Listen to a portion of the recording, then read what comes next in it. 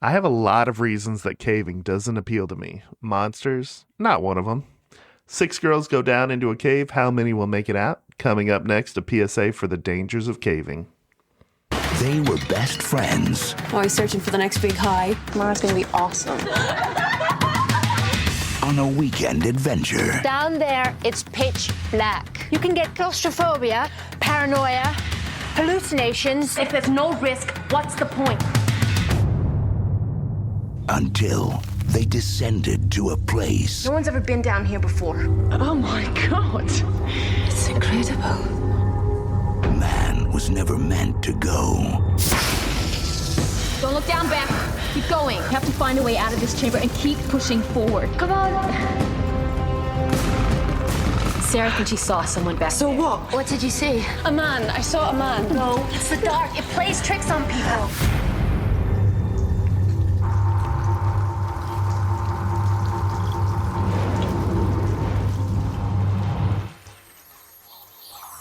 Dead animals. Hundreds of them.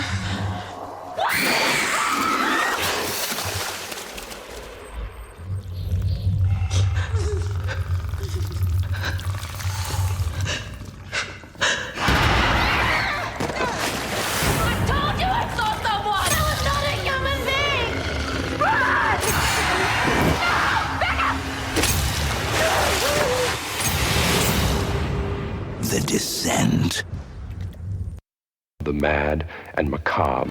Oh, what monster could have done this? I'm just gonna bash your brains. Live or die. Make your choice. Wake up, little girl. Playtime's over. You don't know what death is. Sliced and diced. Welcome to All Guts So Gory. I'm Justin, and I'll be leading us all down into the caves today. With me today, I have Charlie and Mike as my tour group. What's up, gentlemen? What's up? This episode is going to be all about the movie The Descent. Why I picked this movie? I feel like this movie has an unneeded sequel, but works really well as a standalone film. I didn't know much about the movie when I saw it, and it worked really well.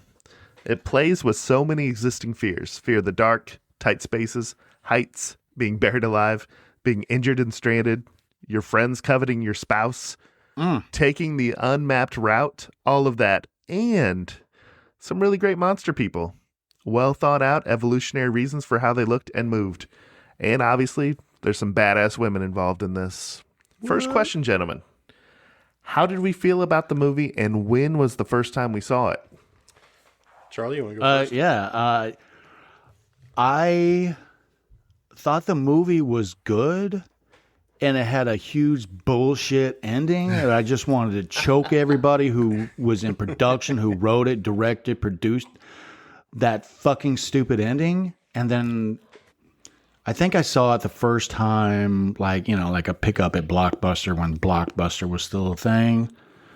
Or maybe I don't know, saw it on like HBO, or that's pre-streaming. So I don't remember when I saw it first. I just remember that I just wanted to fucking kill everybody involved in this movie. And then I watched it again and found out it has 2 fucking endings. And the one I watched had the better ending. And all this time, all this wasted hate. Yeah, you've been hating that for I no had reason, buddy. when you picked this movie. I was like, God damn it. It's not what I thought you would pick, because, I kind of feel like I know what kind of movies you like, and this one would be like, would it even make the 100 list? It's on my 100, faux show. Okay. It definitely was not on mine, but it might get some consideration now. Because the hate for the ending. The hate. So this was my first time watching this movie ever. I'd not encountered this one at all. It came out in 2005, and I don't know, for 20 years I just have not gotten around to it. Never seen it. Never really popped up on, my algorithm at all to where it was telling me I needed to watch this over and over again. I did find this movie to be really good. Not great, but good. For me, some of the nitpicks are, the characters. They're not really relatable to me or memorable in my opinion. There's no real heavy hitting actors. Because they're women? In my opinion. Not because they're women. You have to channel your inner. Not because they're women, but because no one really stuck out. Like I guess Juno stuck out for the wrong reasons. Ugh. But like I'm watching this movie and I had to constantly I actually had to take notes of the characters and be like, I took notes and I was like, Sarah, blonde, like wearing blue. Like Beth, she was the one in the raft in the beginning.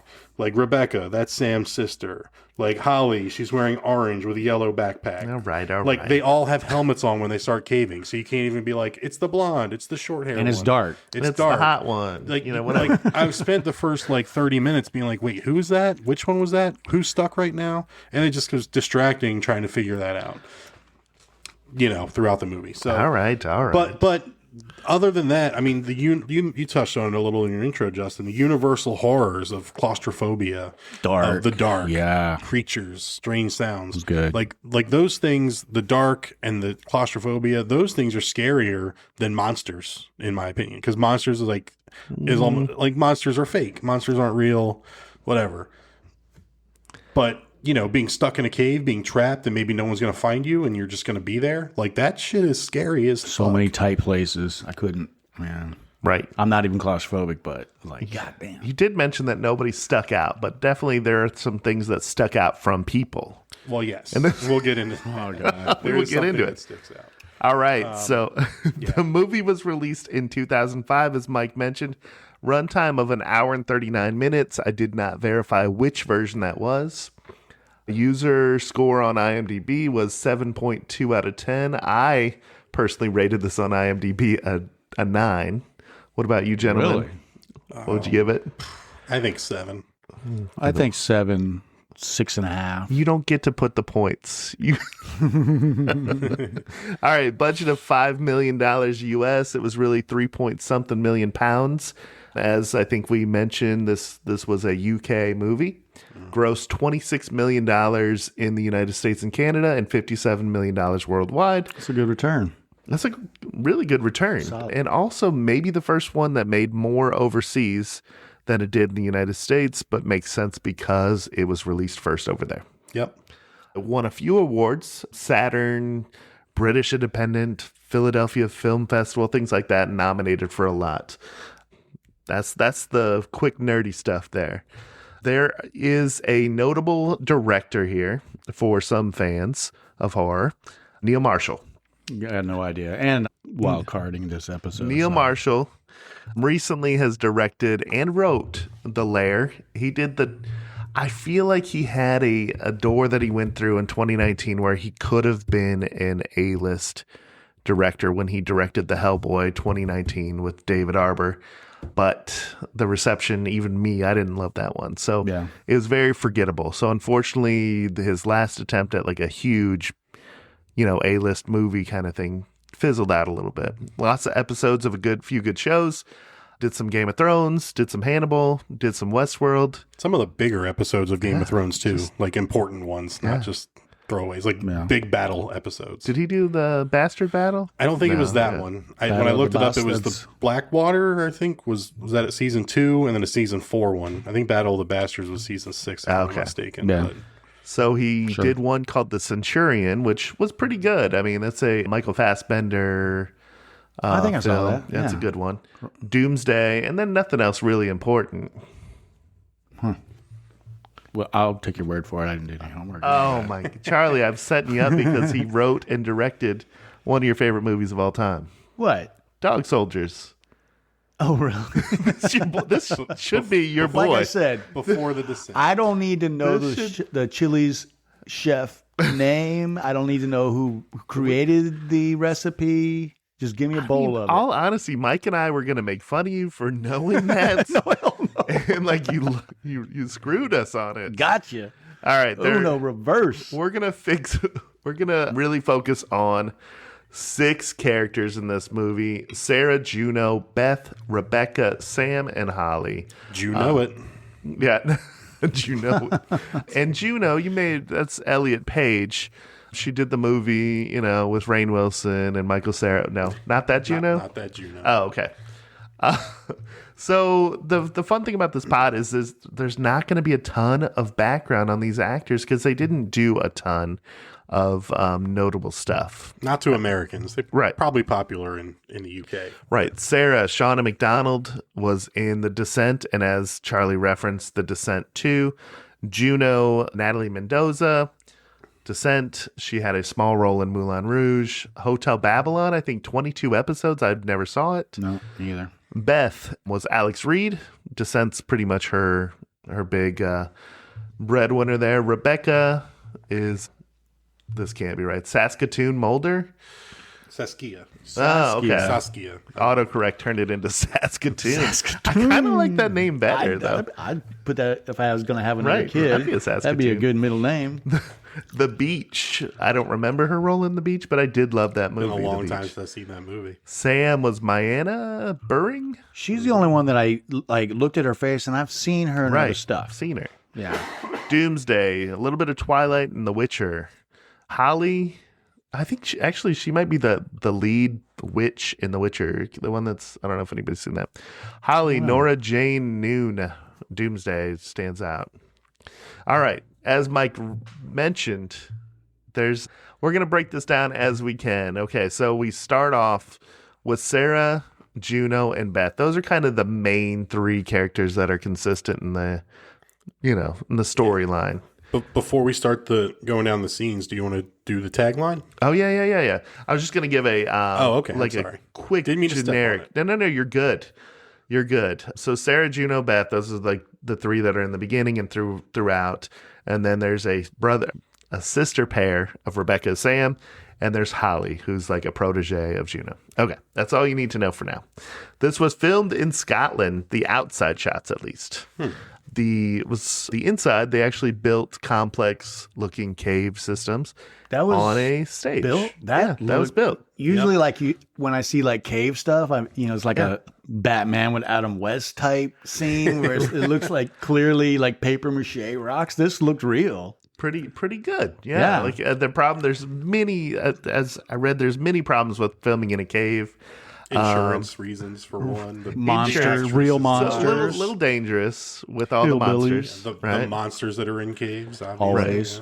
And sound and lighting is hard to set up, and obviously they're dangerous. I mean, you hear about caves collapsing kind of often, right? Sure. It's like quicksand. You hear about it. Yeah.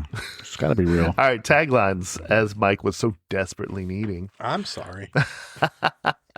All right, I found 7 taglines. I'm going to read them to you. The first one, the scariest movie in Earth. Not on Earth, in Earth. Okay. Clever. Afraid of the Dark? You will be. Yeah. July 2005. Okay. When you're trapped 2 miles underground, there are many ways to lose your mind. Claustrophobia, disorientation, isolation, paranoia, and terror.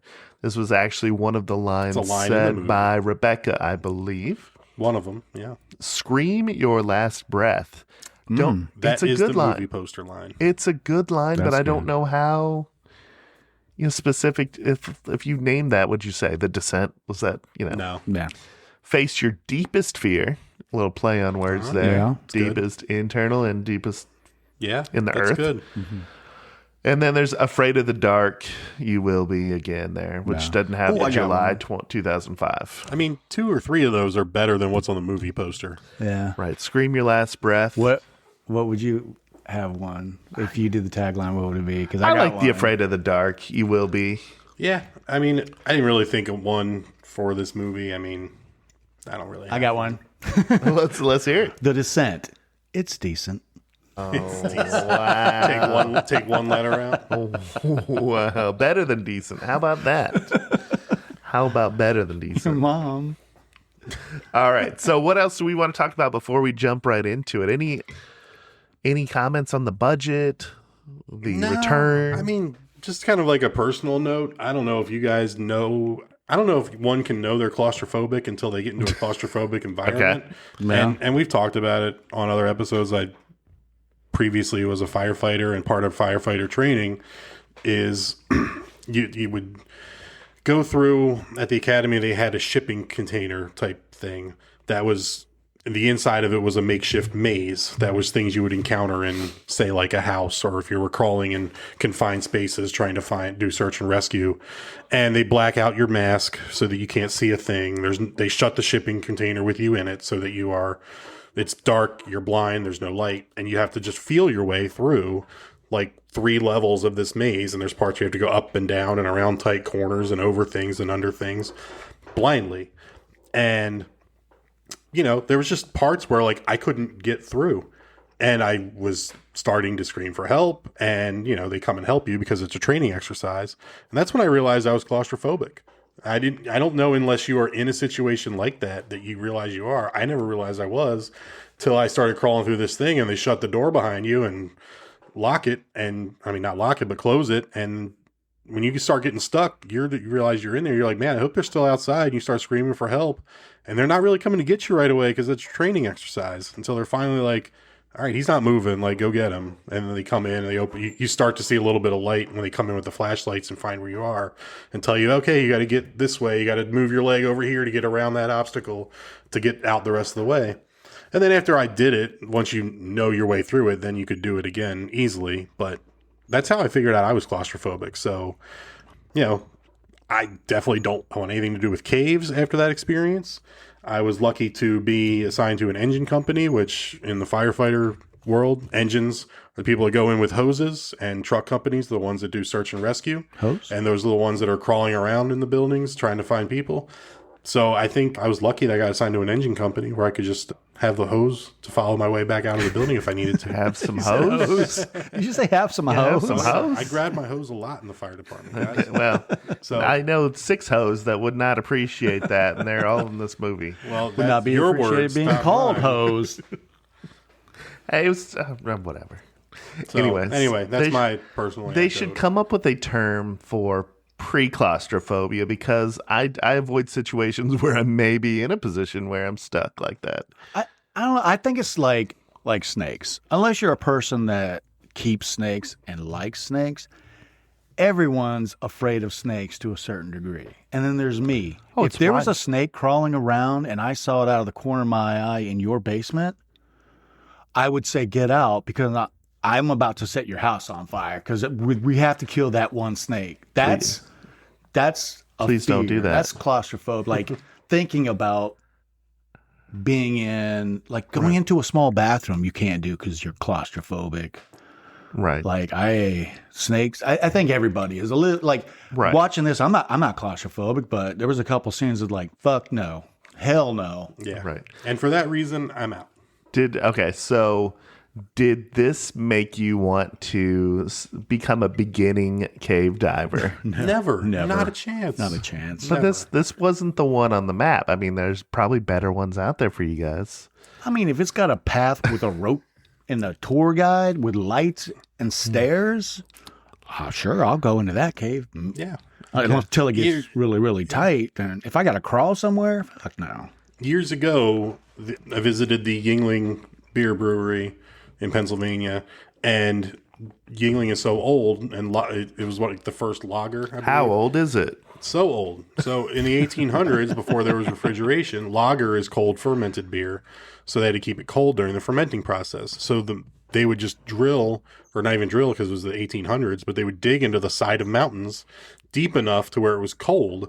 So even though it was June when we went up here and it was like an 85, 90 degree day, there's these caves where they used to cold ferment the beer that you can still walk in on the tour. And you walk in there and it's wet, and the deeper you go, the colder it gets. And it's like, man, you need long sleeves. You kind of need a sweater in there. Like, because you're deep enough in the side of this mountain that it's cold all year round, and even colder in the winter months. And then, you come back out and you're sweating. So, walking into a cave, sure, I'm fine with that. Oh, yeah. You're with a group of people. There's no helmets. There's no lights. There's no equipment involved. You're just walking into a cave that's, 30 feet. It's wide open. You're fine. I am not getting anything where I need a rope or to rappel or any of that crap. That is not caving. When I was in Korea, we went up to the DMZ on just a weekend tour thing. TMZ? Yeah, the TDMZ. And they have these tunnels that the North Koreans dug under the DMZ. And, shocking. Yeah, the South Koreans knew what they were doing. And would dig from their side over to join up with the tunnels, and the North Koreans would go scurrying out. But so we got a chance to go into one of these, and it's fairly small, maybe like 3-4 feet across, one person type thing. And they give you these helmets. I'm like, what the fuck do I need these helmets for? I'm much taller than the average Korean, so they didn't dig to my height. And I must have hit my head with the helmet on, thankfully, like 10, 20 times. I mean, it was just like dunk, dunk. But so these were like you were walking in these tunnels. Yes, I was walking. You well lit. You were crouching. No crowd. Well, so not a caving. little crouching. I was just going to say, Yeah, not caving. You're just this walking isn't into caving, a cave. guys. I'm walking This through a isn't tunnel. spelunking. Caving Right. involves flares, Thanks. I'm out. and Pinions, carabiners. carabiners. I have what one they of those on call my keychain. Right, that's what I have too. I mean, that's just in case I need it, right? Right. So, Right next to my bottle opener. so it does not seem like if I said, "Hey guys, road trip to the Appalachian Mountains," or Appalachian, whatever you want to call them. Appalachian. Okay. Appalachia? Nope. Appalachian. Appalachian. All right. So if I was to say, hey, let's go to the fake Appalachian Mountains. They're not fake. They're real. Oh, no. In the movie, this was not in Appalachia. Well, yeah. Well, that's because they're British and they're just Right. like Right. Appalachian Mountains, USA. Which Right. okay, so we're somewhere between Maine and Georgia. Okay. I mean, that's how I think of it, too. That state. So I'm like, hey, Appalachia. guys, hey, boys, we're going to drink a ton of beers and then we're going to go cram ourselves into the cave. You guys are in? No, I'm out. I might All right. not be friends with you anymore if you I will suggested come something hang out. I will come hang out at the dangerous. cabin. Right. I'll hang out at the cabin. You guys go do your thing. When you come back, if you come back, I'll be at the cabin waiting. It's like I'll have the meal ready for you. It'll be guys. me and Mike, and we'll be like, he's been gone a long time. Did Yeah. he go to that cave he told us he was going to, or did he go to a different cave? go Yeah. off road. I don't know. Yeah. We'll just call the cops later. So it's like the Mitch Hedberg joke where he's like, I don't want to climb a mountain, but I do want to hang out at base camp. Exactly. It's like, you going up today? I No, will go not yet. camping. Y'all go Okay. in the cave. I'll be right here when you get back. Okay, so we're all on board that this would be the easiest one for us to survive because there's no scenario in which Right. we would be put in this situation. Wouldn't be there. Right. Yeah, you're not forced to go. All right, so we knocked that out early then. All right, so let's get into the movie a little bit if everybody's all right with that. Movie starts off with kind of a pretty scene where it's like, hey, these three women are whitewater rafting. A husband and a child are looking on. Just fun. It's just a fun, sweet scene between three friends that are adventurous. I think that's what we're setting the tone. We've got three adventurous friends, and we have a little bit of drama that's going on under the radar that we're not sure of, and they don't tell us anything yet. But I didn't even pick up on this at first. really watch. okay. No, You over see my it- head. Well, in your defense, it's not clear who everybody is, right? Once again, they're in Right. helmets. So it's Yep. like to distinguish between Beth and Sarah. Juno obviously does not look like Beth and Sarah, so it's maybe easier to see those two as different. But there's an exchange between Paul and Juno, which Sarah picks up on but doesn't think a ton of, right? Yeah, I didn't even Fucking notice you that. know. Right. So they get in the car and Paul's being a mopey baby. Sarah's like, what's wrong? And he doesn't want to talk about it, but he does talk about it. Takes his both eyes, the whole head off the road, and then whole just head. smashes into a car, and we get a Final Destination type moment, Yes, we do. which would scar somebody for the rest of their lives. So kudos to them for this. Yeah, just poles, just random, PVC pipes or not PVC, but like copper pipes fly through a car, impaling Paul and we're to assume the child. Yes, the daughter. All They don't right. show that one, but yes, it is. They show her realization of this in the hospital, that her daughter dies. Okay, so she's not doing well. Cut to a year later. Cut to a year later. Well, she wakes up in the hospital. She rips off all the stuff, all the monitors, Which all the they tell you to plug do, cords. right? And then she goes running down the hallway to try to find her husband, her daughter. She doesn't know where she's at. She goes running down the hallway, and it's like the slowest hospital you've ever seen. There's not a soul to be found. Their own lights are only coming on as she's running through different parts of the hallway. And then all of a sudden, she reaches. Is it Juno? I think she reaches Beth. I believe. Okay, Beth. 'Cause Beth. And Beth tells her the bad news, and like then the hospital is like a regularly functioning hospital again. So Right. kind of a weird shot. We are to assume that Beth is kind of the best friend in this situation. Juno's a great friend. Well, we'll talk about Is that she, though? Yeah. Too good of a friend, right? She likes to share too many of Too good a Beth friend or to your Sarah's husband. things. Yeah. All right, smash cut to a year later. They're planning an epic trip. I don't know if it's an anniversary of, or basically Sarah said, "Hey, I'm ready to do some more shit, Juno. Let's plan something memorable. Let's get over this. Let's start being normal again." Essentially, right? We get 3 new characters. We get a sister pairing, as I mentioned earlier, Rebecca and Sam, and we get Holly. At first, it is unknown who, like everybody is. Holly seems like maybe there's a relationship with Juno, maybe not, but she is the punk character. Bad in girl. this. Yeah, she's these tourist caves are shite. Yeah. All this stuff. She's the most British of the bunch, I think. And Juno lives in America is what we're supposed to gather from this, and they all come because Juno comes over to the... Oh. Is that what we're supposed to gather? Because there's a reason why they're in America. so. Holly says that she's climbed, or maybe Juno's from the UK, and Juno and Holly have like climbed all the stuff in the UK because she's a base jumper. Holly's a base jumper, so she's climbed the highest things in the UK and jumped off them. So she's looking for a new challenge, and that's why they came to America to do this cave spelunking expedition. Yeah, So there's a reason why they came to America. There was I didn't know if they were just thrill seekers and they're like they've heard about these awesome caves in the mountains in this area, but that's what I you get. might be That's right. what I kinda got Juno a had come before and scouted. Juno anchors us we too. find out. Okay. Fucking Juno. Yeah. There may be some bad feelings about Juno expressed in this episode, and I will. Trigger we're warning. going to save it for this point later. Okay, this will be a final thought kind of thing. All right, so we see Holly complain to Juno about the touristy caves, right? Like, that's the only cave that you'll get me to walk into as a touristy cave. Right. Like, we're talking like Carlsbad. Like, what are these big ones in Missouri that I think we've been into? But anyway, Ozarks has some caves that you can just walk into and they show you some stalagmites and tights and you're like, sweet. Yeah. But anyway, so that's the impression that Holly's given, that this is bullshit. That's She says something like it's the Borum caves, more like the boredom caves. I missed Chlorophyll, more like borophyll. I missed that. That's normally something that would stand out. Awesome. So she's like, don't worry, I got you, Holly. Juno said, don't worry, it's going to be unforgettable. It's going to be epic, right? Goddamn, Juno. So they drive there in the Bronco and a BMW and then park, and then it's a 2-mile walk, or it's a long walk to the cave. So this is the first part where Juno's an asshole. Sarah survives a fatal car accident where Right. she loses her husband and daughter. Get over it. It's been And a then year. Juno's driving like an asshole and is like, we're going to take this sucker off road, and starts just driving all over the place. And Sarah, for some reason, is like kind of chill about she her was fine driving with like a dickhead. And just like, I don't know, it didn't make any, like, it's either bad writing or it just didn't make sense to me. I think it's a I don't combination. understand. I think they have a faith in Juno. They want to show that Juno is like a thrill seeker, but it's yeah. also like Sarah should be like, hey, like, drive a little careful, please. Like, I've survived a fatal car accident and lost 2 loved ones. Can you not drive like a piece of shit? Right.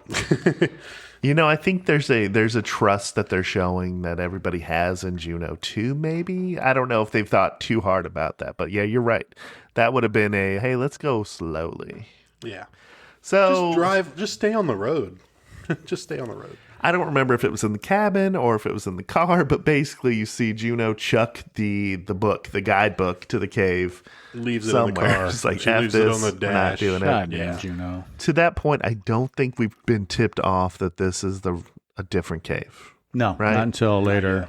Until Okay. all hell breaks loose. So they're walking along. They see the first of many omens that maybe this isn't going to be the same. They see the giant dead moose, elk, deer, whatever it is that's been taken down by a bear or something, right?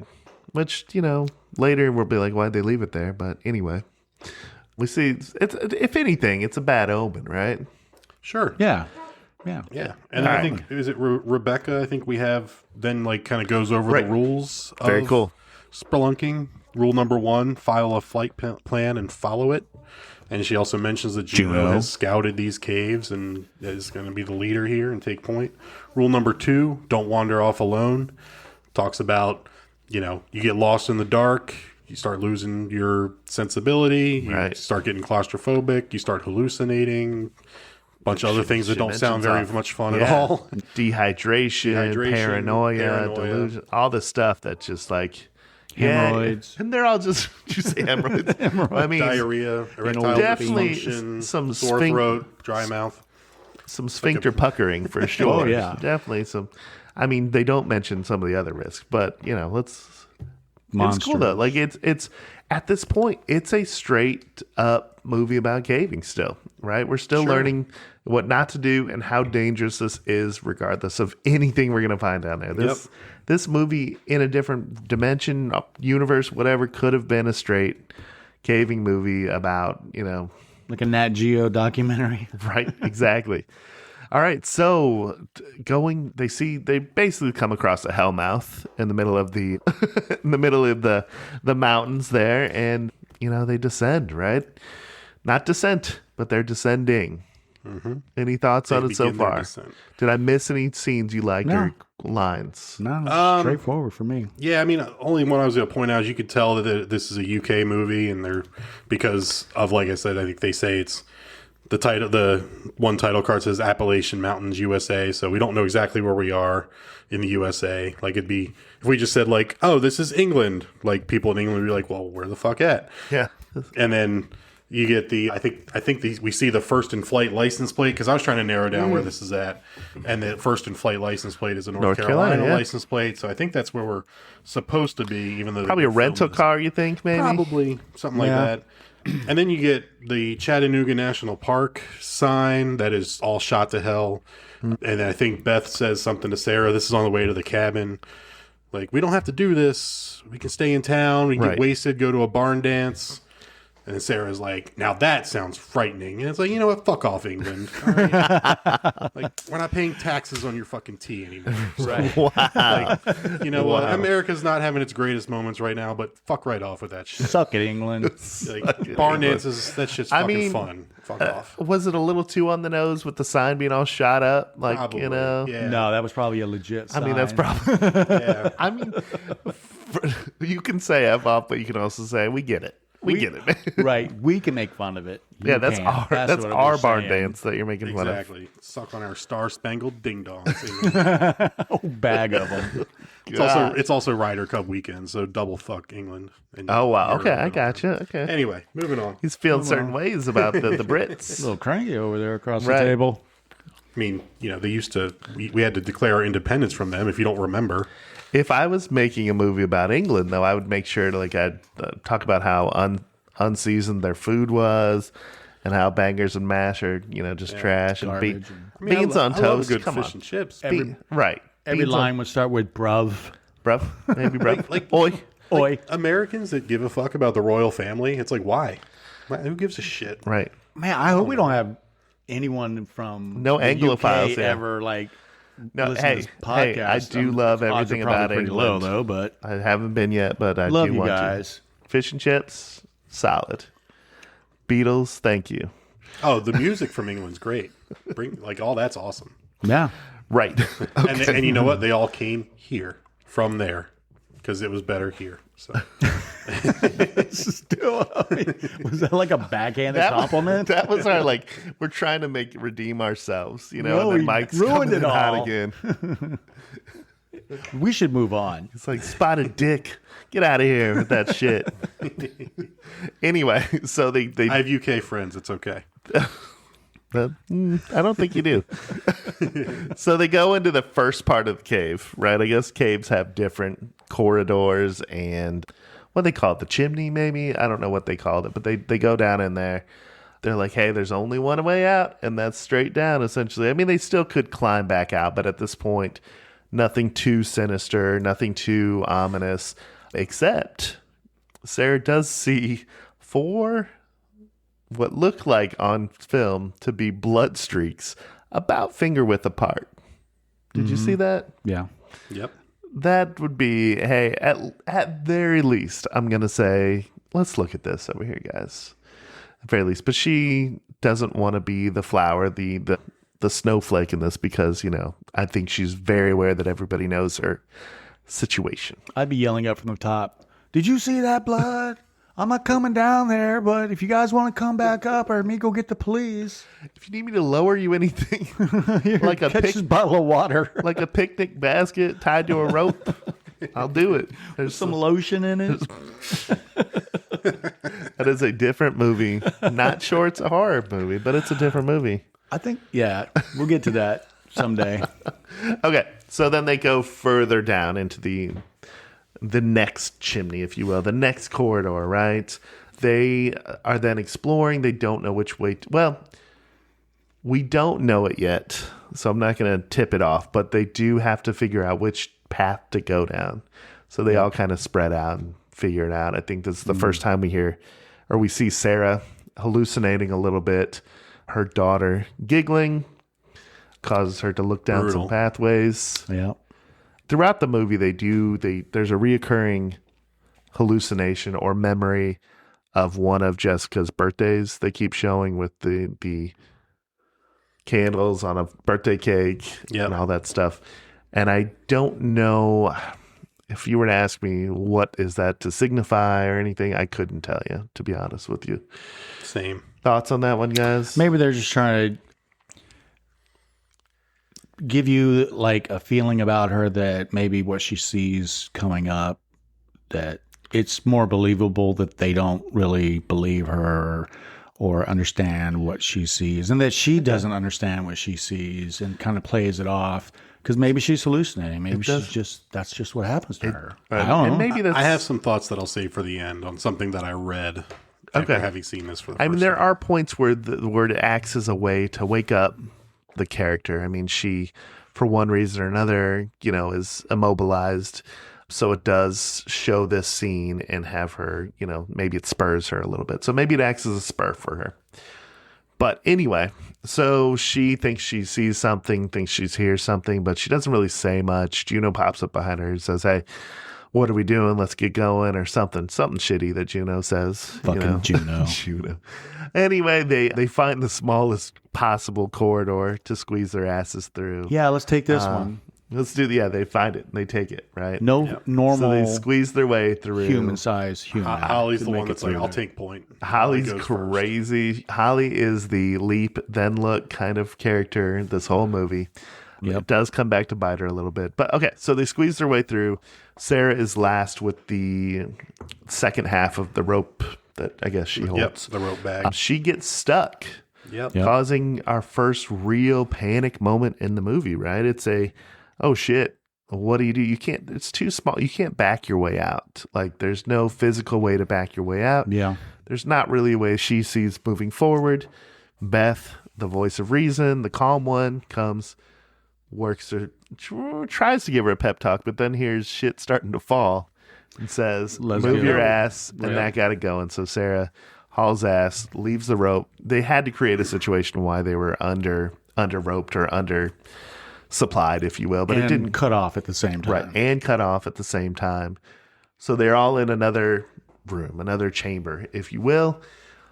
They basically, one of them, I think it's Amanda, maybe, or is there even an Amanda? There's not an Amanda. It's Rebecca. Rebecca says, "Hey, no worries, ladies. The tour book says there's 3 ways out of this room. Except until check the book, Juno." Yep. Hey, Juno, where's that fucking book? Where's that book, Juno? Yep. Why don't you have the book? B of Juno being an asshole. Well, Exhibit A was sleeping with Paul. Well, we don't know if she slept with Paul yet, but like there's a hint. Exhibit A is going off-roading and driving like an asshole. But who doesn't have an asshole friend like that? Every possibly once in a while, Exhibit right? C, right? Probably. Possibly. Well, we saw her leave the book, and now it's confirmed because they need the book, and she does not have the book. They need the book, but they don't need that book. The book. They don't need that book. There's no book, turns out. No. For this cave. She says, I think Juno says something like, "There's no point." Rebecca right away realizes that, that means we're not in the same cave, right? Right. The rest of them are like, "This is stupid. This is bullshit. This was an ego trip. This wasn't about caving. This is not caving. This is an ego trip." Right? Yeah, I would have been like, okay, we're gonna run out of food. We have to kill Juno now, and we'll jerky her meat. Gosh.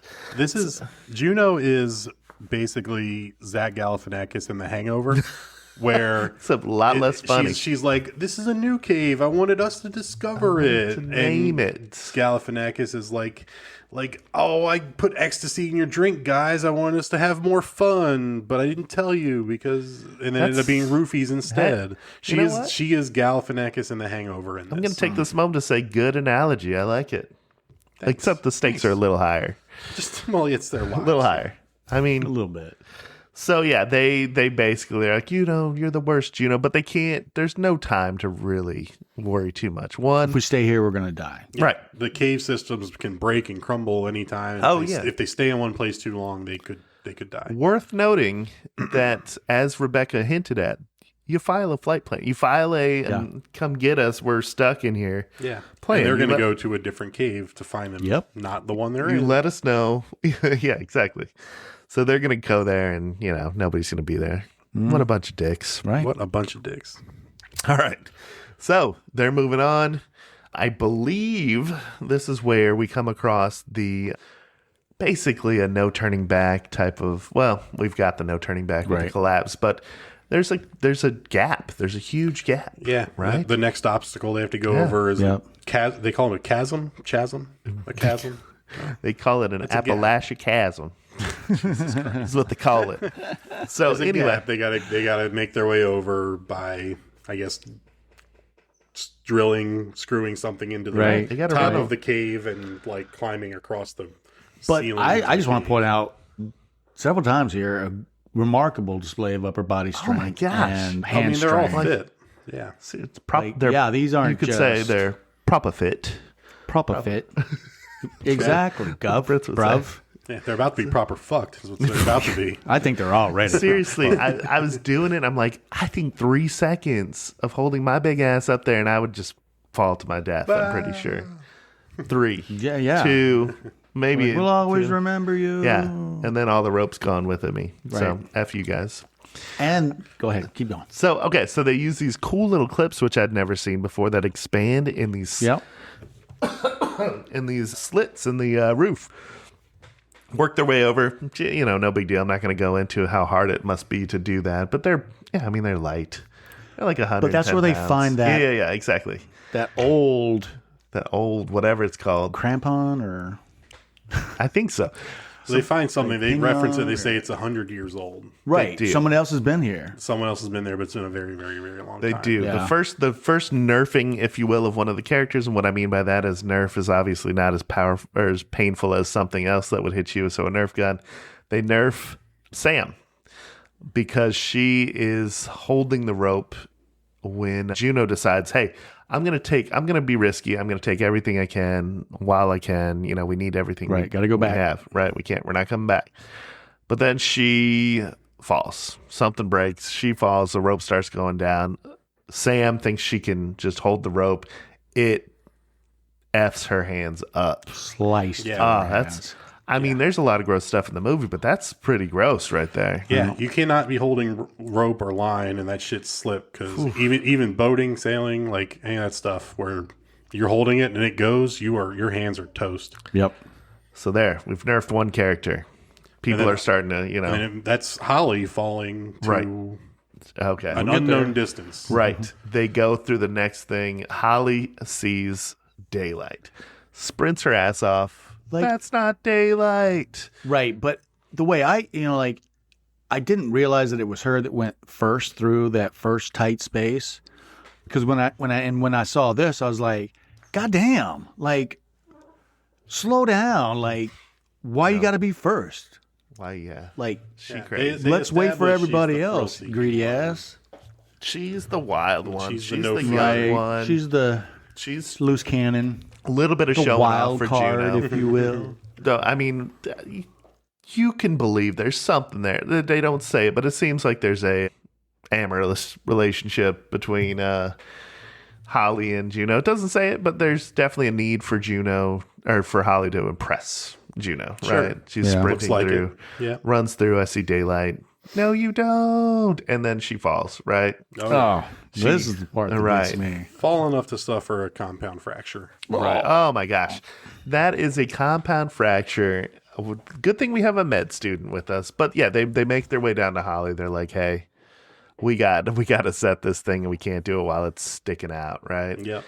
So And that is not easy to do. Yep. It is extremely painful. Like all the movies that we've seen, like Terrifier, gore ratings and stuff like that. Like I've said, you sprain an ankle, break a thumb, a compound fracture is like, it just gets me so much. Right. I can't look at it. I can't be around it. I can't look. I'm going to throw up. what if you were It's just so bad. what if so you were given bad. some leather to chew on while your compound fracture was set?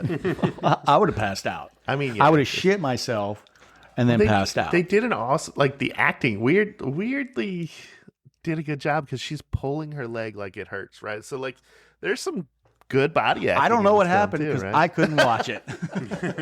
Literally, not even like Right. hands over my eyes, peeking through a finger crack. I can't. This I can't is not watch the it. cartoonish type of gore in some horror movies. No. This is like, oh, that looks like a real injury. This could happen to me on the street any minute. It's just they're pulling on it using two thumbs to set this thing in place. I just pushing want to it back. really pushing it down. You have to push it down, and then you have to set it with It gets me just now. a thinking pickaxe. about it. They use a pickaxe and some gauze or something, some bandages to set this thing. Damn. All right, but now we have two kind of nerfed up characters a little bit. It's just gonna But slow them all down. Holly becomes the first liability for sure. She is at this point no help to anybody.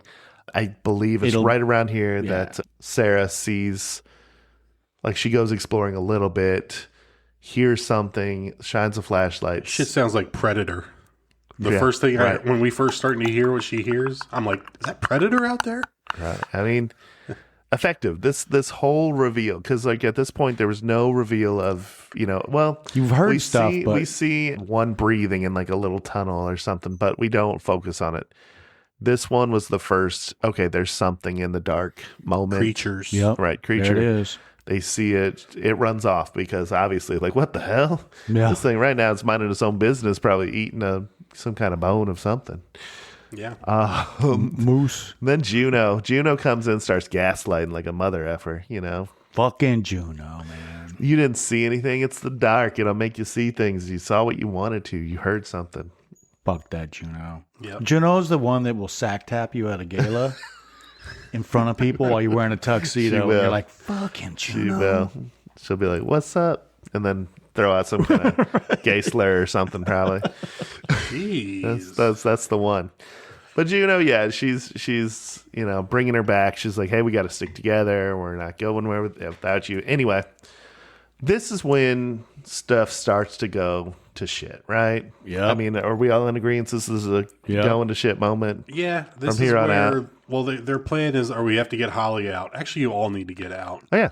And But Holly's- but this is where they get the infrared camera out Yeah. to see what is around. This is where we see. And then they see all the bones, and they're like, "Oh, it's dead animals. Hundreds of dead animals.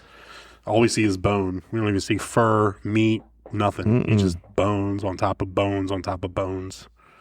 Bones on bones. Bones. As Bone Thugs and Harmony would say, bones, and then bones, the creature bones, comes bones. out and takes a chunk out of Holly. A fatal chunk, right? I Yeah. mean, there's a little bit of cat and mouse where it's like the creature stands behind them and then they shine, so Like it was Holly's- like real close and they caught it on the it's camera. like neck and- breathing, right? So it's like, comes and in, they all, fatal bite out of Holly. that's where they all like scatter, right? Yes, except for Juno stays with Holly. Juno wants to help Holly. Juno tries to grab it. They start fighting. Like it's almost like there's a crawler. That's what they refer to these creatures as, crawlers. Yeah. But the crawler is like, this is my kill. I'm taking this thing. I'm eating it. Juno's like, no, you're not. It's unsaid, obviously. But Yeah, it's just like he's fighting over dinner, not like Right. trying to attack her too. right. It's like, hey, here's some meat. I'm taking this meat. And then Juno turns into straight badass mode. She pulls out her pickaxe and starts doing some damage, right? Yeah, she finally does something good in this movie, and she pickaxes the creature. Pickaxe But is then the it's creature. one step forward, two steps back. Right. Because what happens next? What happens next is Beth comes in to check on Juno. Sidles up behind her. Beth gets got. And Juno thinks it's a crawler and just whips around and pickaxe right in the neck. Got Right her in through Beth's the neck. back, and it came out through the front. Yeah. Right. It's And some like, neck damage. You just Fucking Juno, man. Effing Killed everybody. Juno. Once again, I will have some Juno. Well, we're going to have some Juno talks at the end of this, but let's try to race through the scenes here a little bit. So Beth gets got. She's like, "Don't leave me." Obviously, Juno's freaking out. Like, what have I done to my friend? You see Beth like grab the necklace that she had. Not sure why at the moment, but she grabs it, clutches it. Boom. Juno runs off. We good so far? Yep. Yep. Accurate. All right. Yeah.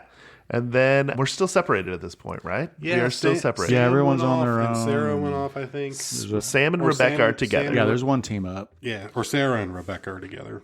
Sarah freaking, she's running along, bashes her head. She trips and bashes her head and ends up in the, well, let's set the pace for that. Which one cracks open the glow sticks? That's, now we're in now that's it looks green. Rebecca and Sam. Okay. That's And, Rebecca and when Sam. you crack open the glow sticks, you see the creature above her. Right. Is that's Sam? That's Or Rebecca and Sam, correct. Okay. And As I was watching this, there's part of it where I was like, it's- okay, this is the red part. Okay, now we're in the neon green part. Like, so this is the start of the neon green part. Right.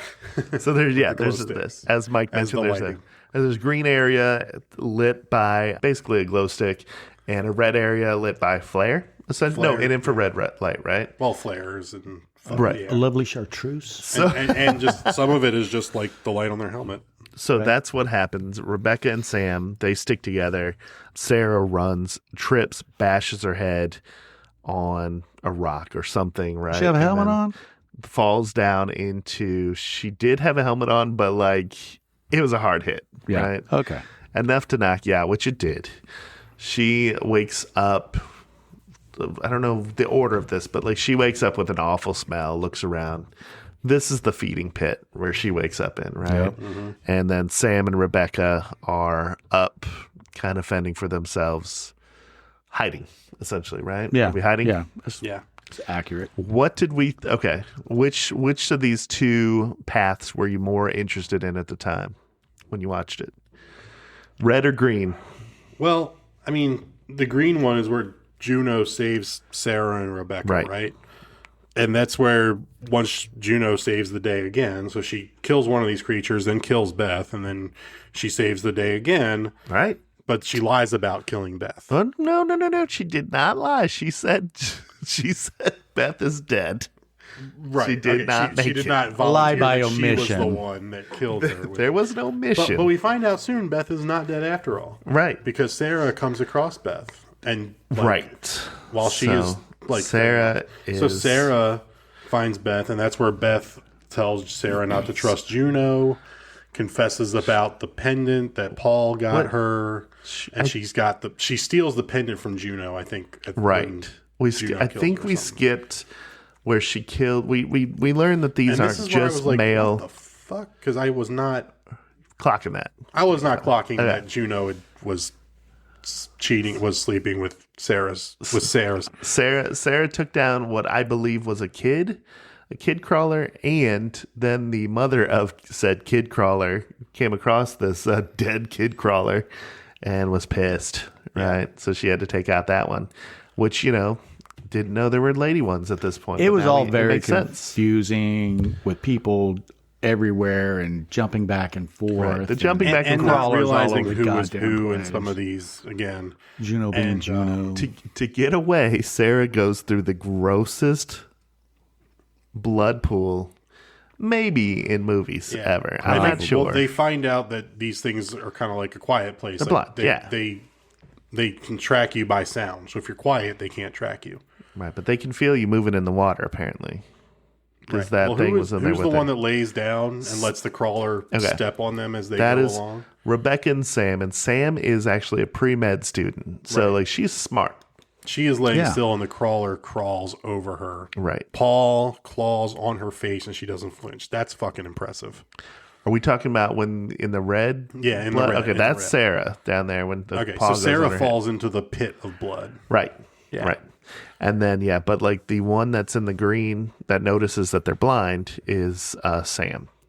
That's when Juno comes in, saved them, because there's two people that know how to swing a pickaxe, and Rebecca and Sam are not one of either of them. No, right? it's Juno, but Sarah she'll and get Juno. you just like she'll get Right. them. So you got to watch out. Right.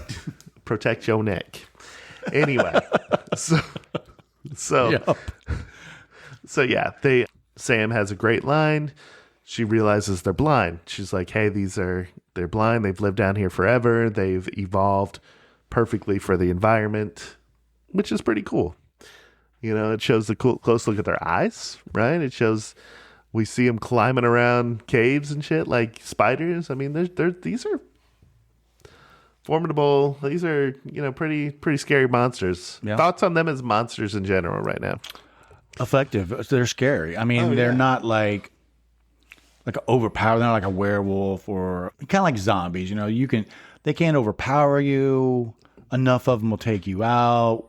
I mean, these are obviously much faster than zombies and nimble and fighting and, used to taking down prey of some kind. I don't know. Maybe they got the moose at night or Wolves, something bears. like that. And they will suck the bones clean. Yep. Well, That's a different podcast. No. I mean, when they find the dead animal carcasses, they are clean white bones. They look there's not bleached. a They're so scotch of white. meat. Yeah. I don't There's know, not man. any blood. There is zero. That's not where my mind went to when you said that. Sorry. Well, that's because you got a dirty mind. Yeah, Justin. I know. I'm sorry. Sorry. All right. So we're left with we still have 4 people alive, right? At this point, 4 people alive. Holly's dead. Beth is dead now because Basically. she forced Sarah to She used her injure. last breaths to warn Sarah about and Juno and to tell her that and give her the pendant. You got to bash me in the head. Yeah, bash me in the head. You Basically. Yikes.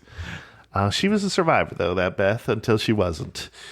And Right. then we lost the necklace. It said love one day or one day love. Anyway, love every day or Love something. every day.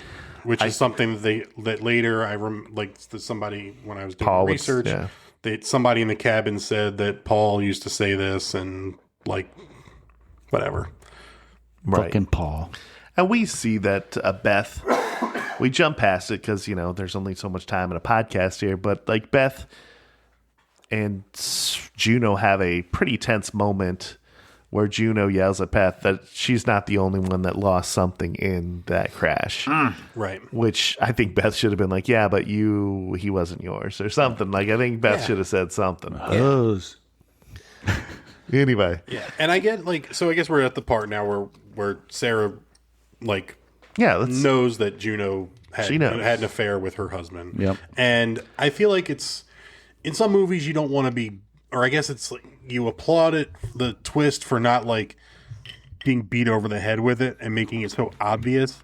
But when you watch this back, it's also not obvious at all. Like the only thing they show between Juno and Paul is when they push Juno out of the raft, in celebration after their whitewater rafting adventure. And because Juno happens to be closest to Paul pulls her out of the water and she takes her helmet off and she's like, thanks. And she kind of just looks at him for an extra There's second. a moment. There's a stolen glance. I wouldn't even say there's a moment. Stolen glance. I would just say that there's an extra second or two they linger on Juno smiling and him taking her out of the water. I wouldn't even call it a moment. This is the second. I did not clock that this was oh, she's fucking Sarah's husband. Yeah.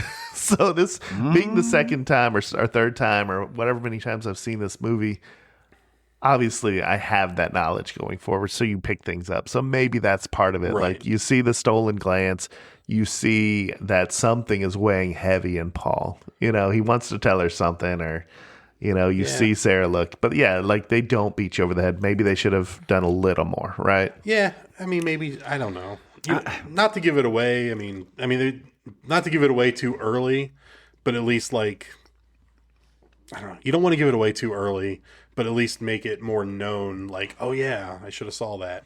And the love every day is a throwaway line at the cabin. Absolutely. There could have been something extra there. I don't know. It might have been just we ran out of time making the movie to really be able to hammer this out. But at this point, totally inconsequential. Right. I'm like, get the fuck over it. Let's get out of here. And that's where I'm going to come to later. Okay, I'm going to definitely, like, we're hating on Juno. We are, but we'll save that for a minute. All right, so they figured out there's markings on the wall. This is how we get out of here, blah, blah, blah. We got Sam and Rebecca. Sam being the one that's, hey, they start to encounter more of these crawlers, right? Yep. At this point, we've got a group of Juno, Sam, and Rebecca, and Sarah by herself. Okay? Basically, they see these markings, but Juno, to her credit, is not going to leave without Sarah, right? They're keeping them in there.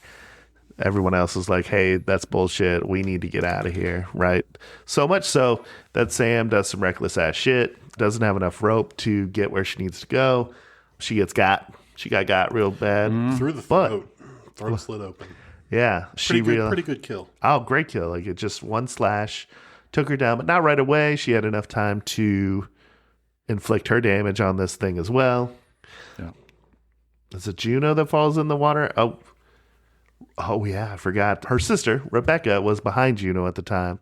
Gets pulled. There's some Romero type shit where the crawlers start eating her stomach. You got to cover your stomach too, guys. Protect your neck, protect your stomach, right? These are the soft, fleshy, gooey parts that'll take you out. Yeah, they didn't go over those rules in the beginning. They left those out. They should have. Good stuff. File a flight plan, and if you get attacked by crawlers, protect your vital organs. Yep. Right. They forgot that one. Right after, yeah. Right. So she falls in which we didn't know at the time, but it was a pool of water underneath the thing. So in theory, Sam could have just jumped in the water. They all could have jumped in the water, but we don't know that, right? Things are either 3 feet down or 350 Yeah, Holly feet down. probably would have said, don't go down. Don't jump down the hole. They're right. Yeah. Right. It's crazy. All right, there's a cool epic scene with that crawler we thought was dead, was actually alive with a knife sticking out of it. Juno takes care of that.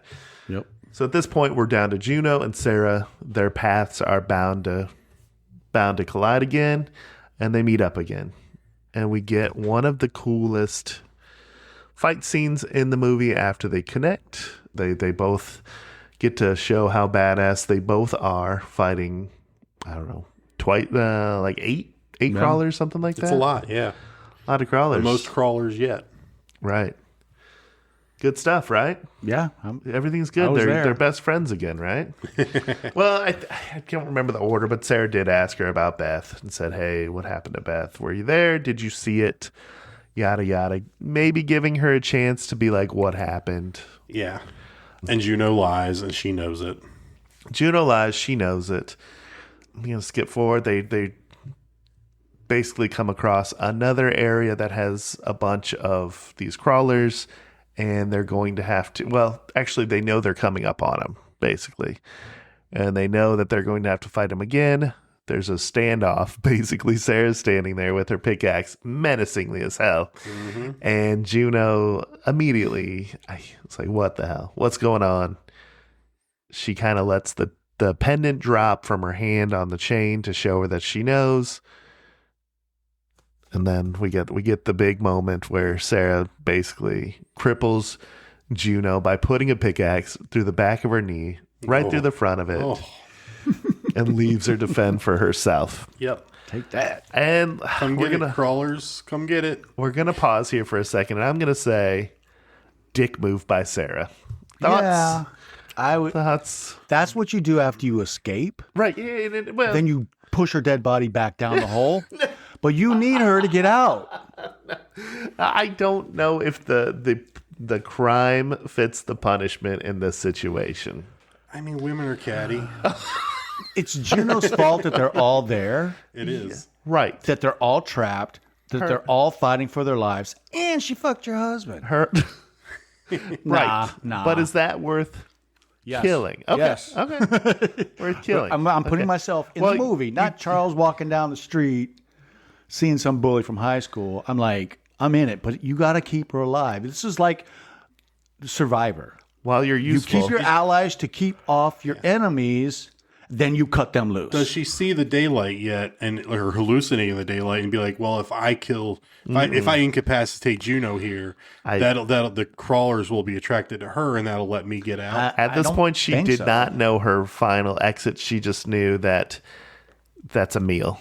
I think we It'll know. slow them down. It's like the old expression that you should always carry a knife when you're swimming with sharks with your buddy, so you can stab your buddy in case of sharks. Or if you don't have to be faster than the bear, you just have to be faster than the guy next to you. Right? That's the expression. No. You always bring a knife. And if you're not, you can always trip them. Right. Then you're faster. You don't. Yeah, that's to stab the shark. It's to stab your buddy. Yep. Gives you some time. Okay. Do you want to go swim with sharks real quick, guys? What was that movie? Shit. Oh man, it's in another movie. Jaws. In a Jaws no. Just 3. No, Jaws the Revenge. God, I'm gonna remember immediately after we're done recording. The Descent 2. But basically, the guy shoots the other guy in the leg. So maybe it was. Shit, I can't remember. Go ahead. Press. It's all good. It's all good. So essentially, she seals Juno's fate, or so we think, and she escapes. There's a stumbling moment where she falls back down. She gets the vision again of her daughter saying, "Hey, whatever the vision means, it's spurring her along." She gets out of there, runs like hell to the Bronco, which I don't even know if I'd be able to find where that Bronco was because they're nowhere near where they went in, right? Runs the Bronco, drives down the mountain, throws up out the side, looks out, and Juno's, like a vision of Juno haunts her kind of thing, which I think is to say this is how the rest of her life's going to be. It's going to alternate between visions of poles going through heads and Juno trying to get her. Yeah. And in the United States, this is where the movie ends.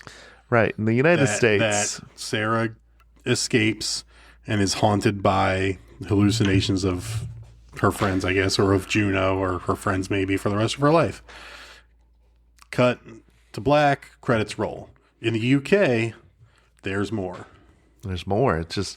It basically, she retreats into that hallucination of her daughter and the birthday cake, and it shows lots of crawlers making their way to her. This is why I never watched the movie again, because that was the first one I saw. I saw the second ending this time. I was like, all right.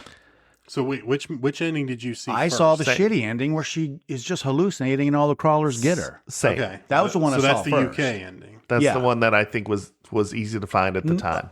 Okay. The one that was on DVDs at the time was the UK ending. Yeah. The US ending is cuts to black after she sees Juno in the truck. That's it. She gets away. Right. So, yeah, in the UK ending, like Sarah's at the bottom of the cave in an uncomfortable position, sits herself up.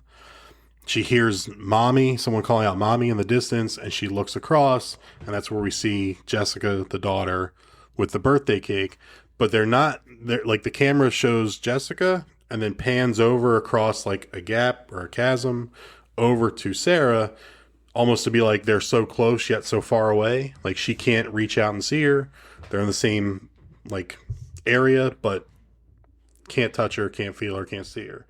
And then we were talking about the birthday cake and the symbolism, and something I read because after I saw this, like watched the movie and I was looking up stuff for the pod, realized there was an alternate ending, the UK ending, and I guess one of the birthday cake now has 6 candles on it.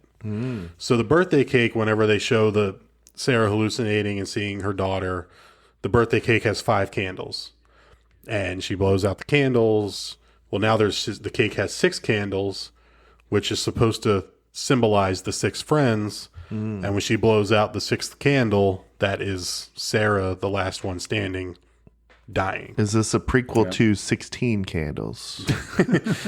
The Descendant 3, 10 more friends join in. Right. So it's a much darker. The UK ending is a much darker, much more sinister, much more bleak. Basically, Sarah doesn't get away. In the US, they let her get away. So I don't know. Audience testing and things like that, I'm sure. Having seen the second Descent, I think I'm the only one of the 3 of us that has seen that one, but made me enjoy the first one because it put a more optimistic, hey, we know if nothing else, we know Sarah got out, right? Because that's what it tells you in Now, the second one. how does a director feel, or a writer? He wrote and Neil Marshall wrote and directed this. Like, I haven't looked, but like, how does a director writer feel when in one market, like they make the ending the way he intended it, and then they're like, hey, for this market, we're gonna change the most important scene in your movie. The most important scene is always the ending, because a lot of times you can have a great movie with a shitty ending, and everybody remembers the shitty ending. Yep. Like, we're going to change the ending for this market, for the biggest market in the world. Like, how does that make them feel? Like, do they? I bet it happens. Are they upset? Are they pissed? Or are they just like, oh, yeah, I get it, business decision, no problem? I artists. think it's They both. probably I think just it's think we're stupid. they're pissed off because they're in quotes artists. Yeah, it's their It's work. their and someone wants baby. to It's their change work. the biggest part of it. But I bet it happens more than we realize, especially movies that go to like India, a conservative culture, movies that go to China, which I'm not sure is as bad as it used to be. Like movies in Japan, like they really frown on a lot of overt violence, or maybe used to. In Japan? Well, yeah, you can show nudity in Japan. They just, like in Germany, there's not a lot of violence on TV like it is in the U.S. Yeah, there's like, it's more especially like gun stuff stuff, gets yeah. cut. And I think if the guy's been around a while, he knows that it's always a possibility, and it really just depends on the market. But yeah, at the same time, doesn't mean he likes it. He's probably pissed off about it. Yeah. so the sequel was neither written nor directed by that dog soldier guy. Oh, Neil who's Marshall. that? Whatever his name is, I don't know. I don't know. Whatever. So I still like it. I think I liked it more with the quote unquote happier ending. Yep, I want to see it again. Now it's going to be in the rotation for Charlie, I think. Maybe. Okay. Unless I get the wrong movie, and right. I like motherfuckers. Let's see. If you liked this movie, you would like the sequel, it says on IMDb. Okay, quick question. You watched the sequel. The sequel, when we looked up all the actresses and actors in this movie, they're all in the sequel. Are there flashback scenes, or are we supposed to suspect that they are...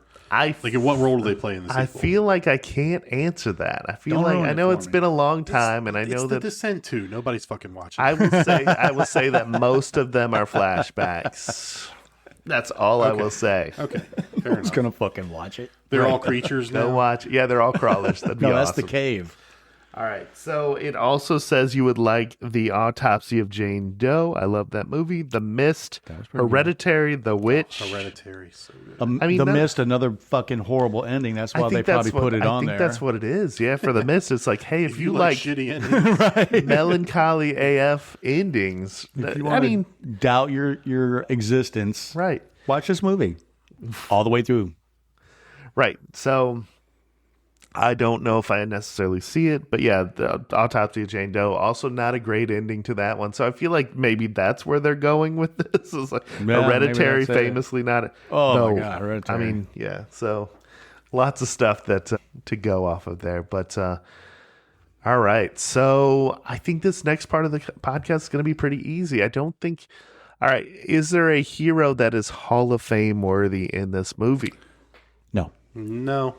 I agree. I mean, Sarah and Juno are both badasses in their own right.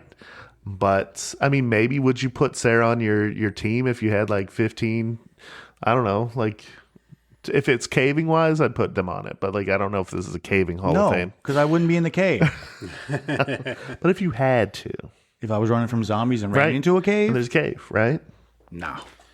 Yeah, I mean, Sarah comes with some baggage, and Juno's gonna fuck you over. So And you definitely know not she'll Juno. fucking put an pickaxe through the back of your leg to slow you down so she can get away.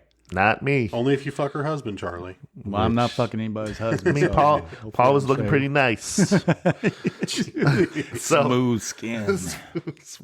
I like my partners, to have better driving skills than that. But Yeah. Yeah. So yeah, no hero. no heroes. I think in Okay, this so movie. let's talk about so obviously these were once human. We're to believe that these were once human, the crawlers, right? Crawlers. Okay. Somehow, Where are we? Are you getting that confused with the movie The Cave? Like they weren't turned in; they were evolved into. So over time, maybe like there's all kinds of like historical like hard hats and stuff they found down there. I feel like these were human at one point. No, I didn't get that. No. Okay. I just thought they were human. However long that it takes female crawler looked thousands and thousands of years to evolve into something. Yep, they've been down there for a while, man. Like it's in their DNA now. Yeah. Yeah. All right. So anyway, I guess I'm alone on that one, but I thought they were humans. But is this breed of creature, is this Hall of Fame worthy? I don't think so. No, I don't think so. This is like the zombies, it's the crawlers. Okay. Although they do have a cool name. If it were on a whiteboard, what would you name this breed of creature? Oh, we were in the right. cabin in the woods. The crawlers. Crawlers? Crawlers. Cave crawlers. Yeah. Cave Blind. crawlers or crawlers. That's a good name. Blind albino crawlers? That's too long. Bloodthirsty blind albino crawlers. All right. So any props? I mean, okay. So if somebody showed you a pickaxe, would that be like, oh, that reminds me of the Descent? Or is there anything else that would come to mind? Probably not. I really didn't have anything Hall of Fame. I'm going to go with pickaxe. If there's a case for anything, it's going to be the pickaxe. Maybe if you threw in the helmet, like a helmet pickaxe combo. What about a Borheim Caves book? Where people see that and be like, oh, it's My Bloody Valentine. They see like a mining helmet. Right. Or K2. Or what was that Stallone movie, Cliffhanger? Cliffhanger. Is this Cliffhanger? Props? This is a horror convention. No. You're in the wrong place. No, you're in the horror one, okay? All right. Well, I had no props. I was thinking about it. I was like, like the helmet, the backpack, the book. But even like the book just gets left in the damn car. Like, what about that Bronco with all the rope on the front of it? I think there's more famous Broncos out there. A white one? Yeah. Maybe. Yeah. All right. So, what else? What else do we normally chat about here, guys? We talked about the Hall of Fame, the gore score. We got to do the gore score. Yeah. Okay, so let me build a small case here for the gore score. I'm going to lay out some things to consider. Okay, we have pipes through heads.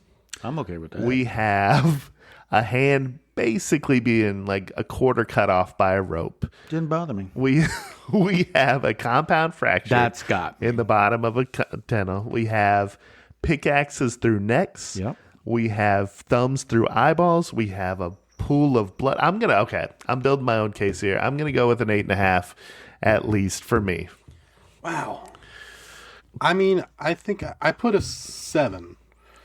Because there's the gruesome nature of some of these, but I think we have to talk about the bucket of blood question. Like, okay, because we've done movies here for it. There's a pool of blood that Sarah falls into. It's and a crawls chunky, out of, and chunky, frothy. She is covered head to toe in blood, crawling out of this pool of blood. It looks right. We also had Nightmare on Elm Street. We've done where there are 220 gallons of fake blood used in the Johnny Depp bed scene. And so we've done some movies where there's just like buckets and gallons and drums full of blood being used. Now, does that much blood account for a higher gore score? Or is it stuff that like the compound fracture or like the spurting of blood, like the crawler that gets the chunk out of Holly? Rebecca through the throat, and we get the big throat spurt. Artery spurt kill. I think you're going to talk yourself into a higher grade by doing this. No, but what I'm saying is like, I think we got to talk about what deserves a higher grade. Like, is it higher if you just have 300 gallons of blood being used in a scene? Or is it higher if you have multiple scenes that are gruesome and gross? I think it's multiple scenes. For me, a good compound fracture that has to be addressed and touched and realigned raises the bar automatically to an 8. That's me though. Yeah. All right. But like blood and gut volume, not necessarily. We see like something that like anytime you have like a belly slit open and belly slit, guts coming out. That's in this movie though, right? We get that. But I mean, you look cumulatively. Like I said, that the compound fracture gets me to an 8, but the rest of it doesn't compound on top of that. For me, it's an 8. Okay. I what about a pickaxe through a knee? That's pretty Yeah. gory, if you will. I'll also say that I think that for... Did I mention thumbs through eyeballs? Well, I'll also say because this movie's filmed in the dark, you don't see a lot of the blood. Yeah. You know what's going on. You know it. You can see some of it, but because it's like there and then it's gone. I mean, Holly's there's some movies where it's like, I mean, just for example, the movie Inside. Didn't see it yet. There's a white bathroom with a lot of blood going on, and because the blood is across a white background, it looks fucking insanely gory. Okay. Whereas this is probably the same amount of blood in some of these scenes, but because it's dark, you don't see it. You know what I mean? Yeah. Yeah, and you don't get to dwell on it because they move through these scenes And you don't pretty get to dwell quickly. on it. I mean, Holly gets Except the devoured by compound like fracture. 4 things in front of us. I feel like there's enough like separate. Well, what's your events. score? I'm going 8.5. 8.5. So higher than The Thing. See, that's tough because I did just rewatch The Thing again, and there's something about alien insides and stuff that are less gory than human to me. Yeah. I don't know. It's it's not a science we're doing. It's tough. I try to think of it like, well, if I gave this movie this, then this movie's probably around here. So that's why I said 7, because I think The Thing has more blood, more like goo, a lot more goo, way more goo. Sure. And a lot more veins and I mean, heads turning into spiders, like weird, crazy shit like that. Chest opening up and then chomping down on arms, and like weird, wild shit. So I'm like, that's why I gave this a 7 compared to The Thing, which I think I said 8.5. But I mean, that's kind of.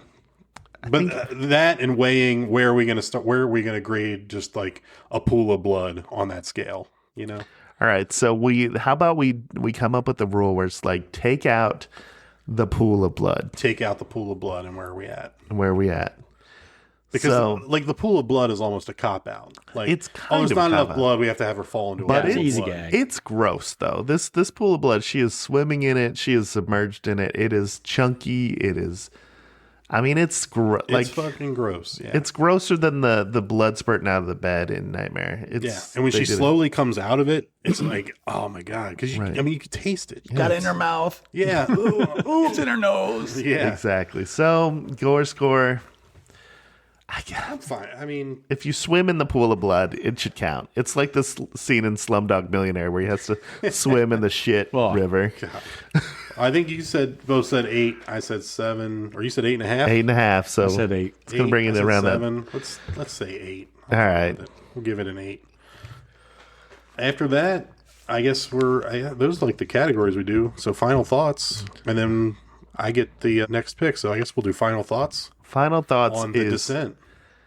I think this movie, like I said, in a different universe, could have worked fine as this caving is scary as shit. You could die in any number of ways, especially if you don't have a guidebook with you. This movie works, right? But when you throw in the monsters, it really, underscores why I don't go into caves. So I think final thoughts, I'm still going to recommend it to people who that are familiar with like the main names, the Jasons, Freddys, even the Jigsaws, things like that, but like are looking for something different but still high quality. I'm going to still recommend this. Yeah, I agree. I like the movie now that I've seen the better ending. I still hate fucking Juno, but it's effective. The compound fracture got me, but it wasn't like a standalone thing where the rest of the movie you never see a kill. It's a good middle of the road horror movie that I would recommend to make sure but make sure you watch this version or you're gonna be mad at me. So yeah, I think it's pretty good. I still feel Juno didn't deserve to die in this situation. I know I hammered that down earlier, but I mean, she didn't mean to kill Beth. She had the opportunity to come clean about it, though. Yeah. I wanted more claustrophobia from this movie. As someone who's That's weird. found out I'm claustrophobic, like I thought the scarier parts of this movie were in the beginning, like going through the narrow passages, Sarah getting stuck. It starts to crumble around here. They're like, let's get the fuck out. You got to move, like figure it out. Yep. Like that was scarier than I think some of the creature stuff, because once the creatures reveal themselves, then they're just around and you're just waiting for them to show up. There could have been more claustrophobia. There could have been more tight spaces, because after that first part with the claustrophobic or with the tight space that Sarah's almost stuck in. They have to leave the rope bag behind. They don't really get into many tight spaces after that, I don't think. Everything's kind of open. It jumps into the fear of heights. Falling and down. They're falling down little holes. Yeah. Descenting more, if you will. But they decent. But like if like I think a better like I don't want to say kill, but I guess a better a cooler kill scene instead of like falling and having a compound fracture would have been like going through a tight space, you're almost out, and then the tight space like crushes your legs, and then the other girls in the group have to say it's Holly, like the other girls in the group have to like chisel away, get these rocks off of Holly's legs or get enough of it off that they can pull her out. Then when they pull her out, like from the knee down, her legs are just crushed and gone. Yeah. So then they have to use the flares to like cauterize her stumps so that she doesn't bleed out. That would work on me. That'd be fucking wild, right? That's gross. Well, it's supposed to be. But there wasn't enough tight spaces after the first one for me. So if you had tight spaces and creatures in some of the later parts of the movie, I think that elevated it a little more for me. Like I said, good movie, not great. I'm probably not going to watch The Descent 2. Not really. I think you interested should. In The Descent 2. But yeah, I think it's pretty decent, as Charlie would say. But yep. Yeah, that's where I'm at. More claustrophobia would have made it a little scarier. All right. Well, I definitely wanted to. I do appreciate that they filmed this on a soundstage.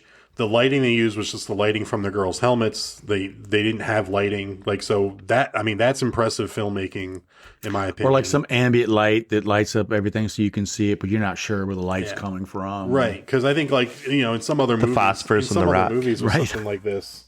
In some other movies, they may have just been like, you know, set up lighting so you can kind of see the whole cave and it's not as dark as it should be. You know what I mean? So I guess since you're talking, should we tell us what the next one's going to be, or what do you want to do? Well, Atticus just walked in. So let's get to the Homecoming King. His thoughts. A 15-year-old Atticus here has joined us on every episode so far. We need to get the 15-year-old Gen Z thought. So am I right about that? Gen Z? Yeah, I think so. Mike, go ahead and go. All right, Atticus, your thoughts on The Descent? I actually really enjoyed it. It was actually pretty good. Are you sure there was no boobies in this? That was a downside, but like there was kind of crawler boobies, but no, like I don't know if those were tasteful though. Yeah, they were covered in blood. Gross. Sorry. So they weren't decent. I put this movie like in the middle of the ones I've seen for the podcast. Like it's above.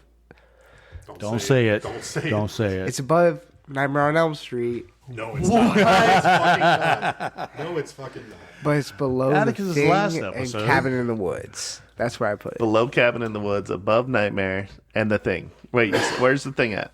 The Thing is like above it, but like below Cabin. Okay. So what about gore score? How would this rank up to the other ones as far as gory? So there was a couple gore points, like when she fell in the whole like pool of blood, right? Where like it was like that was gross. It's disgusting. Yeah. Yeah. And like just the pickaxe going through like the neck of the thing. Pickaxes went through a lot of things in this movie. That's what it through should a have been lot of called. things, yeah. Will the pickaxe go through it? Yeah, this movie came out 20 years ago. Does it feel like an old movie to you? I don't like as a 15-year-old. I don't like how they're British. They can't help that. They're born that way. But it doesn't feel that old, right?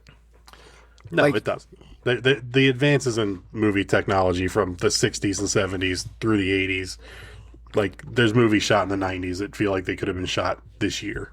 Like the advancements in technology are Mike brought up... It jumps very big, for sure. Sorry about that. No, you're good. Mike brought up a couple nitpicks, which were very fair. One, he said it was hard to keep track of who each girl was because it's in the dark. We're wearing helmets.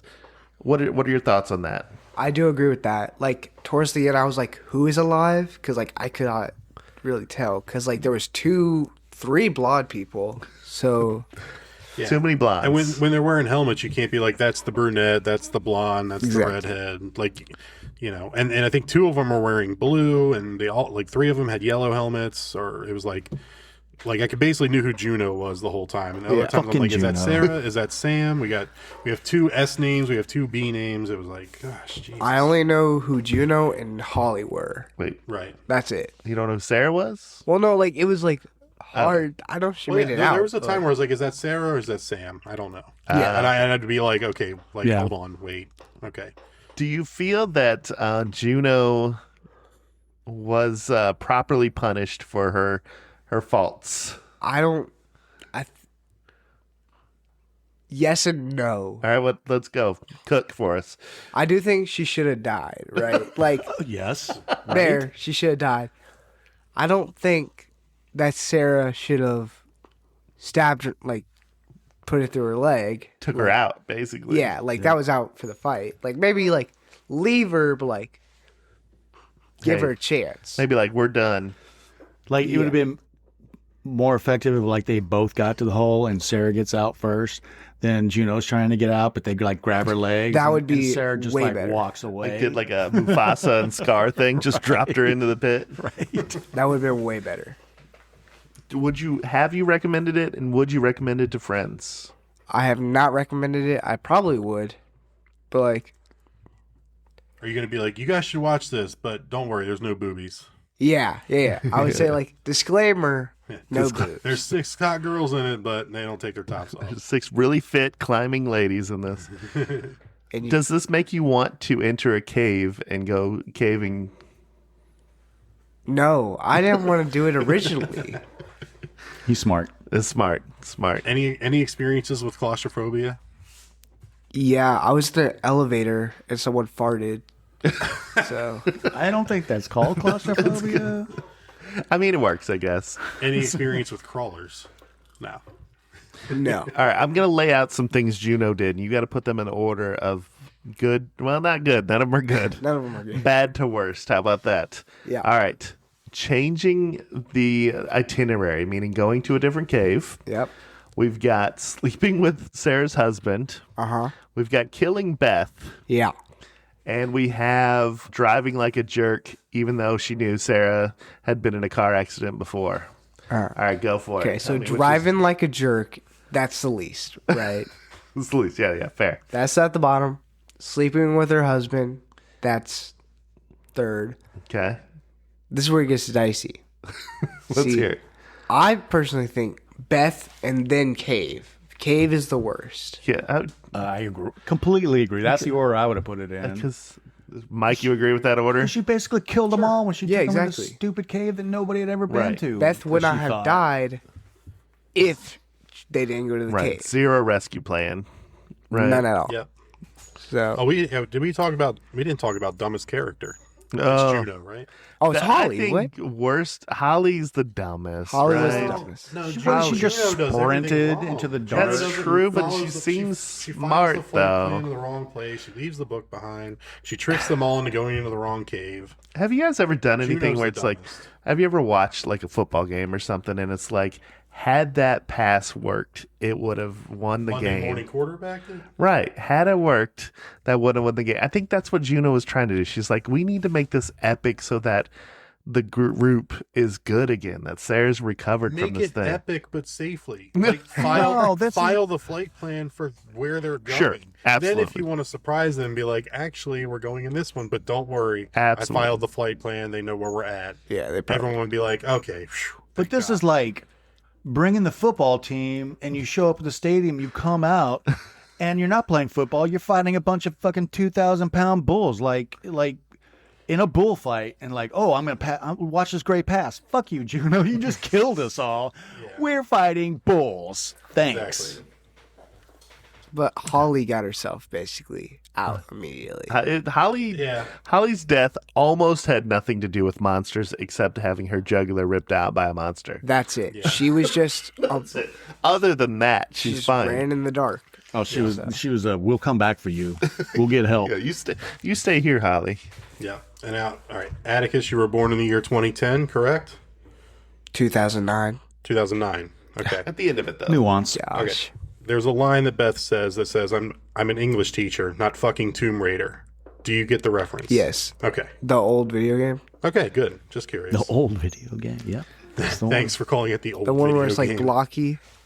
Oh Yeah, my they God. got It's the- not Minecraft now. No, Well, like, they it's had not it like pointy the- boobs. Yeah, It's pointy like boobs. Yeah, the he just pantomimed pointy boobs. yeah. A lot of boobs talk in this episode It's with a movie that had 32-bit. no boobs. It wasn't that blocky. Are you talking about? Yeah.